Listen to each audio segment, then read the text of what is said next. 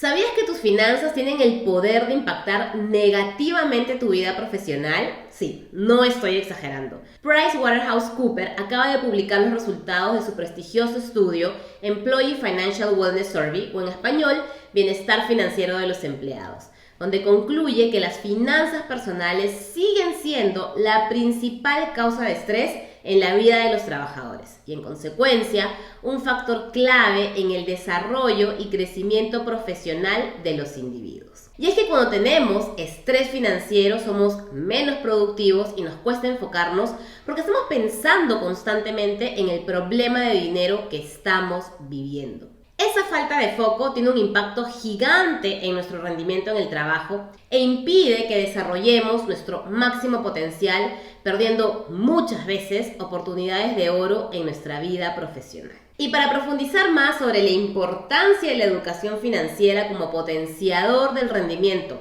individual y colectivo en las organizaciones, hemos preparado una serie de entrevistas con reconocidos expertos en gestión de talento de empresas multinacionales de distintas industrias. Y empezamos esta serie con un invitado de lujo, Eduardo Balbín. Eduardo tiene más de 20 años de experiencia como director en diferentes empresas multinacionales. Es experto en gestión de talento y actualmente es Managing Partner de INAC, una compañía dedicada a la selección de talento ejecutivo para grandes empresas en Perú, tales como Ambev, Jambal, Rimac, Gloria, Telefónica, Deloitte & Touch, Alicorp, entre otras. En esta entrevista, Eduardo nos cuenta desde su propia experiencia cómo la educación financiera y la administración de sus finanzas personales han influido en su éxito profesional. Hablamos también del por qué es importante que las organizaciones cuenten con programas de educación financiera para sus colaboradores y cuál es el paso a paso que él recomienda para que las empresas logren implementar este tipo de programas con éxito. Ahora sí, sin más demora, los dejo con Eduardo Balbín. Bienvenida a The Money Tribe Podcast. Soy True, mentora experta en finanzas personales, y en este podcast quiero ayudarte a potenciar tu educación financiera para que sanes tu relación con el dinero, tomes el control de tus finanzas y ganes la confianza para comenzar a invertir en tu futuro. Soy una ex gastadora compulsiva que logró pagar más de $30,000 en deudas, crear un ahorro de emergencia y empezar a invertir en la bolsa de Estados Unidos para tener la jubilación de mis sueños. Y con The Money Tribe quiero ayudarte a que logres exactamente lo mismo.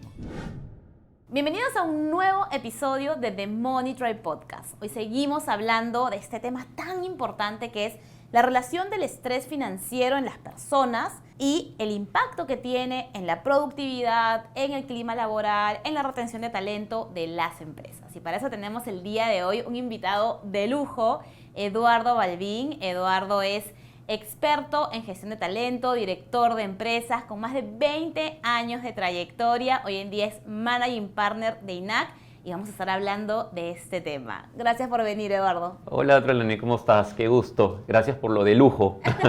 Por supuesto que sí. Y quiero empezar esta conversación hablando de tu experiencia personal, ¿no? Tú eres un profesional exitoso, con una trayectoria en diferentes tipos de empresas, hoy en día liderando esta empresa que es INAC. Me gustaría que nos cuentes cuál ha sido el impacto de la educación financiera en tu éxito profesional. ¿Cómo ha contribuido la educación financiera en tu éxito profesional? No sé si todo el mundo lo sabe, pero yo tengo realmente mis raíces y en un momento lo hice como un hobby, hoy ya es una responsabilidad seria, el tema de inversiones. Por lo tanto, me eduqué por el lado financiero, he dedicado horas a estudiar, leer, y para mí ha sido fundamental, porque por un lado, para mí siempre es importante tener un retorno más allá del trabajo concreto que he hecho, un ingreso pasivo, digamos, fuera de mis actividades regulares. Y por otro hay un tema de disciplina, el tema de manejar tus ingresos, tus gastos, tus egresos, ordenarte, digamos, te permite tener un mejor desenvolvimiento y por lo tanto resultados finales muchísimo mejores en diferentes planos de tu vida, ¿no? Y cuéntame algo, tú a lo largo de estos años en diferentes empresas, en diferentes compañías, ¿cómo ves esta relación entre el bienestar personal y el bienestar de las empresas? Bueno, es una buena pregunta porque para realmente hablar de un buen clima y una buena productividad, digamos, en una empresa, es necesario que la gente esté bien, digamos, tenga a nivel individual, exista bienestar. Y cuando no lo hay, ya sea por diferentes razones, una de ellas, evidentemente, es cuando no tenemos conocimientos y disciplina en el lado financiero, eso termina repercutiendo en la salud, en el estrés de las personas y por lo tanto no se pueden dedicar a sus trabajos como sería deseable. Y eso finalmente lleva a que el clima organizacional no sea el óptimo. Y yo creo que ahí hay una oportunidad importante, ¿no? ¿Tú crees, has visto que quizás el estrés financiero también tenga algún impacto en como el desarrollo, el potencial de las personas? ¿Ves que hay algún impacto negativo, alguna merma en el desarrollo de las personas? Sí, porque creo que de alguna forma cuando uno tiene este tipo de estrés, digamos, el día a día se complica, no te permite enfocarte en tu trabajo, estás con distracciones porque no sabes si el dinero realmente te está alcanzando, vas a poder manejar el mes, hay una serie de problemas, muchas veces terminas sobreendeudado, no sabes cómo manejarlo, entonces termina tanto a nivel de manejo de tu tiempo, de tu foco en tus actividades, como del lado emocional, te termina pues como socavando, quitándote esa tranquilidad que uno necesita para hacer las cosas bien. Entonces hay claramente una repercusión que no es la ideal, ¿no? ¿Y tú has visto algún caso puntual donde hayas visto este impacto tangible, este impacto del estrés financiero, ya sea en la productividad, en el clima laboral, en el impedimento de expandir el potencial del colaborador? Sí, en un caso concreto, claro, no voy a entrar en detalles, pero tuve la oportunidad de liderar una organización en Perú de retail, Perú Forus. Sí tuve casos de colaboradores que tenían este problema que mencionas, falta de disciplina, no saber gestionar sus finanzas personales. Y más de una vez hemos tenido que ver con las personas de recursos humanos cómo ayudar o cómo tratar de encontrar alguna solución. A veces teníamos éxito, otras no, pero claramente había un desconocimiento, una falta uno se da cuenta, de educación financiera en esta persona, que me llevan a poner un punto que me parece importante. Es que esto debería empezar desde etapa temprana, o sea, sería ideal que en los colegios, por ejemplo, se pudiera tocar esos temas. En lo personal, por ejemplo, en caso de mis hijos, estoy empezando a tocarlos, a darles también algún tipo de, no solamente de conocimiento, sino también de darles el espacio para tomar algunas decisiones y vean,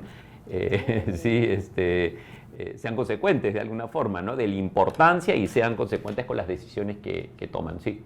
Totalmente, ¿no? Porque lo que dices es cierto, o sea, no recibimos esta educación en ningún sitio, ¿no? Entonces, qué importante es empezar a darle educación desde casa. Y hablando, como regresando a este caso puntual que nos contabas, como qué intervenciones hacían desde el lado de recursos humanos, gestión de talento, para poder ayudar a estos colaboradores. En ese momento atacábamos el tema más en forma personal, individual.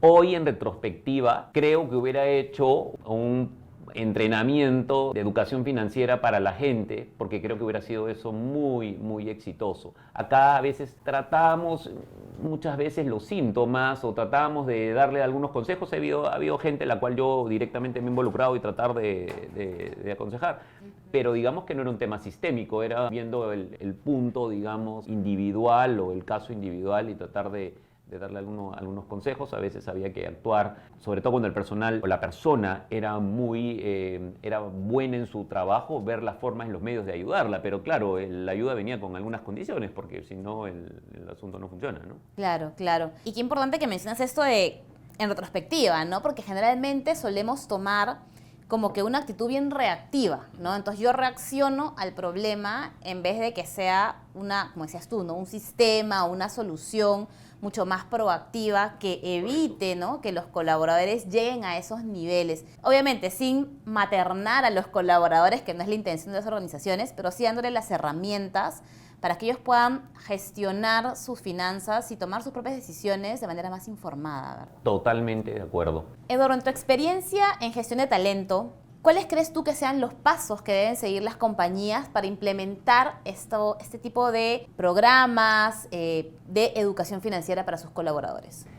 Buena pregunta, Trelani. Yo creo que lo primero que hay que hacer es entender la situación concreta de cada una de las empresas a través probablemente de alguna encuesta, levantar algún tipo de información de qué tan serio es el problema. Y yo creo que luego habría que, entendiendo la gravedad y el nivel de educación financiera que tenga la empresa, porque claro, empresas del sector financiero propiamente pueden tener muchísima mejor preparación que empresas de otros sectores, por hablar construcción, retail o consumo, y por lo tanto creo que hay que diseñar un plan sistémico, un plan hecho por profesionales para tratar de dar los fundamentos de la educación financiera.